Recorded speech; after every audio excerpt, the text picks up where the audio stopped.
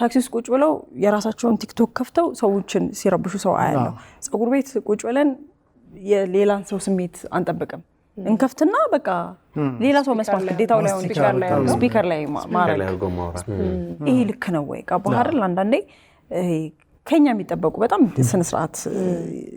መደረግ ያለባቸው ነገሮች አሉ ለሰው ስታወራ አንዳንዴ ያ ሰው መስማት ፍላጎት ሳይኖር ዝም ብለህ ታወራለህ አታነበውም እንዴ ማለት አይገርምም አታነበውም እንዴ ይሄ በጣም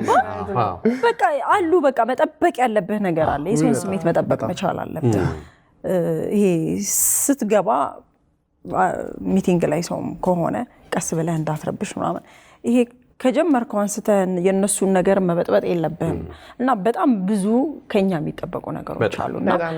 ብቻችንን አይደለም የምንኖረው ከሰው ጋር ነው እኔ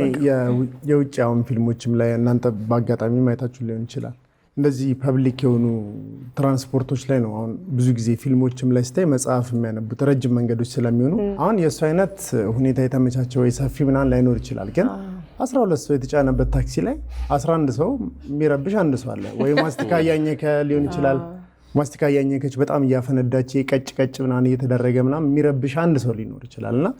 ለዓለምናገር ያው ብዙ ጊዜ እናቶች ድሮስ ታጠፋ በአይናቸው ነው ያ ነገር ሲያደርጉ እና ሁሉም ሰው የዞረ ሰው አድንቋት ነው ይመስላል አራውሬካ መጣ እና ማስቲካ አስተኛኘክ በራሱ ሁሉም ነገር ስርዓት አለው